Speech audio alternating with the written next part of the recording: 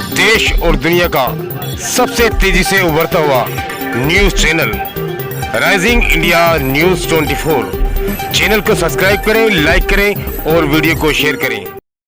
जगतपाल भाटी जी, 2024-25 का ये चुनाव सामने है।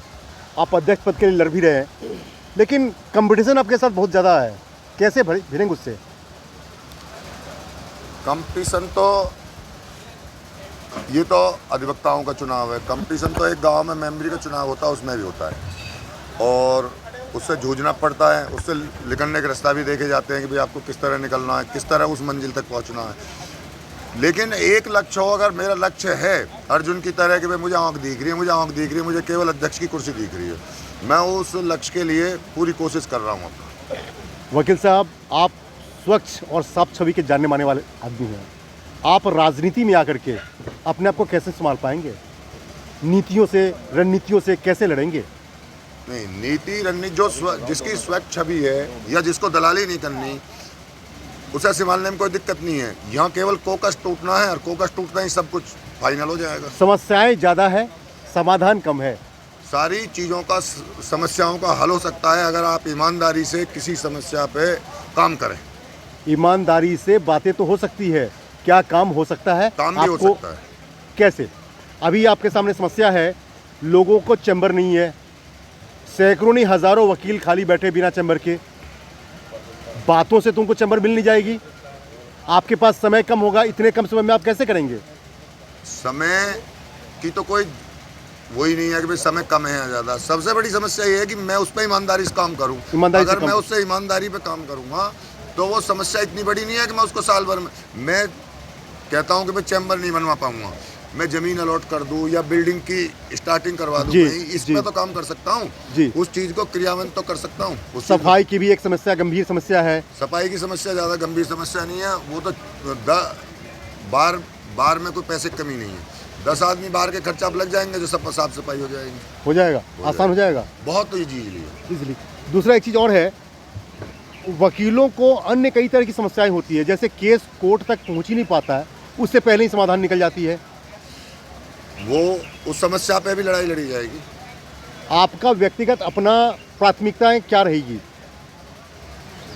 प्राथमिकता तो मैं पूर्व में बता चुका हूँ, लेकिन प्राथमिकता जो है, सबसे बड़ी प्राथमिकता तो ये है कि जो अध्यक्ष हो उसको अध्यक्ष बनने से पहले वाली स्थिति में ही रहना चाहिए। जी, आज मैं अध्यक्ष नहीं हूँ तो आज मैं वादे कर रहा हूँ, अगर मैं अध्यक्ष बन जाऊँ तो उस समय उन समस्याओं पे काम करूँ। अगर मैं ईमानदारी से उनके लिए 4 घंटा भी रूटीन में दूंगा तो वो समस्या 3 महीना में सबका निस्तारण हो जाएगा। सबसे मेन समस्या वोटर लिस्ट, मेन समस्या चैम्बर, मेन समस्या साफ सफाई की, मेन समस्या जुडिशरी के भ्रष्टाचार की। और जो भ्रष्टाचार है उसमें हम भी संलिप्त हैं, हम भी संलिप्त हैं। अगर हम संलिप्त ना हो तो जुडिशरी क्यों संलिप्त होगी? महीने में कितने दिन कोर्ट चलती है आपकी? एक महीने में? एक महीना में कोर्ट 22 या 23 दिन, 20 दिन मान के चले। 20 दिन मान लें आप। आपके पास 2400 दिन है।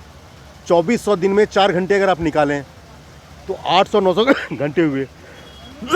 800-900 घंटे आपको स्पेशली इसके लिए देना होगा। जी, मैं इसीलिए चुनाव लड़ रहा हूँ। मैं उसके लिए समय भी दूंगा, उससे ज़्यादा भी दूंगा समय। क्यों? दूसरा आपको मैं बता दूं कि मैं जनरली वकालत नहीं करता जी। मैं खाली यहाँ बस राजनीतिक उद्देश्य से ही आ गया हूँ या राजनीति ही करता हूँ। और जो अधिवक्ता यहाँ पे जिनकी कहीं सुनवाई नहीं होती उनके साथ मैं खड़ा रहता हूँ, चाहे मुझे जुडिशरी से लड़ना पड़े, चाहे मुझे पुलिस प्रशासन से लड़ना पड़े। अधिवक्ताओं को कुछ समस्याएं ऐसी भी होती है जो जुडिशरी के साथ इनके बहस होती है। ऐसे केस में उन मुद्दों पे आप वकालत से या कोर्ट से बाहर होकर उनको कैसे मदद करेंगे? मदद तो उनकी हो जाएगी, मदद की तो कोई बात ही नहीं है। जब मैंने आपसे एक बात बोला कि भाई मैं ईमानदारी से काम करूँगा, मुझे 1 रुपया बेईमानी करनी चाहिए, ना मुझे केसों में दलाली करनी कि भाई इसकी बेल रुकवा दूँ या इसकी बेल पे हड़ताल कर दूँ, मुझे ये काम नहीं करने। गौतम बुद्ध नगर कोर्ट में फंड की कोई कमी नहीं है। जी, लेकिन समस्याएं उतनी ज़्यादा है। समस्या ज़्यादा है नहीं, समस्या बनाई गई है। ये समस्या बनाने वाले कौन हैं? मैंने पहले भी आपसे कहा था कि एक कोकस बना हुआ है यहाँ पे, जो अपने हिसाब से कचहरी को चलाना चाहता है। वो 10-5 लोग हैं, वो अपने सिस्टम में इस तरह घुस गए हैं कि वो सिस्टम को सुधरने नहीं दे रहे। तो क्या ये कोकस जो है गुंडागर्दी के रूप में है, दबंगई के रूप में है, या पैसों के बल पे है? ये पैसों के बल पे है। तो पैसे से क्या न्यायालय में भी हस्तक्षेप किया जा रहा है? आप ये न्यायालय- कहना चाहते हैं? मैं यही कहना चाहता हूँ कि मुझे जो मैंने देखा है, न्यायालय में भी हस्तक्षेप होता है, पैसे से होता है न्यायालय में। तो जनता आखिर करे तो करे क्या? क्योंकि तीसरा स्तंभ माना जाता है न्यायालय को, और उस पर अगर इस तरह के पैसों के बदौलत, आर्थिक बदौलत या दबंगई की बदौलत अगर उस पर हावी हो जाए तो उसको आप कैसे रोक पाएंगे? तो बहुत गंभीर मामला है। मैं सारी न्याय प्रणाली के लिए नहीं कहता कि सारी न्याय प्रणाली भ्रष्ट नहीं, है। न्याय प्रणाली के ऊपर हमारा उंगली बिल्कुल नहीं है, हमें न्याय प्रणाली में हस्तक्षेप की बात है। न्याय प्रणाली में डिस्ट्रिक्ट कोर्ट में अगर यहाँ पे अधिवक्ताओं का नेतृत्व करने का मुझे मौका मिला जी। तो यहाँ की समस्या का मैं निस्तारण कर दूंगा। जी, बहुत बहुत धन्यवाद आपको, बहुत बहुत बधाई। और आगे जो चुनाव है, इस चुनाव में अपने अधिवक्ताओं को, नए अधिवक्ताओं के लिए आप क्या कहना चाहेंगे अपनी तरफ से? वो एक अपील आप जारी कर दें। मैं नए अधिवक्ताओं से यही अपील करता हूँ कि आपने बहुत लोगों को अध्यक्ष देख लिया, यहाँ पे पहले भी अध्यक्ष बने हैं, लोगों ने मुझको भी इस्तेमाल किया है, यहाँ तक कि यहाँ पे खूनी संघर्ष भी हुआ है, और उस खूनी संघर्ष में भी हम साथ रहे। वो झूठ और बेईमानी की सबको पता है, कौन झूठ बोलता है, कौन या बेईमानी करता है, कौन दलाली करता है। कुछ लोग या प्रैक्टिस भी नहीं करते, उन्हें केवल अथॉरिटी की दलाली करनी है, और अथॉरिटी की दलाली करने के लिए महज इसलिए वो अध्यक्ष पद का चुनाव लड़ रहे हैं कि उनकी अथॉरिटी में दलाली ठीक ठाक चल जाए। इन सब पे आप लगाम लगा देंगे? मैं अध्यक्ष बन जाऊंगा तो मैं इन पर लगाम लगाने की गारंटी नहीं लेता, लेकिन 90% इन पर कंट्रोल कर लूंगा। चलिए, बहुत बहुत धन्यवाद आपको। धन्यवाद अध्यक्ष। जगतपाल जी।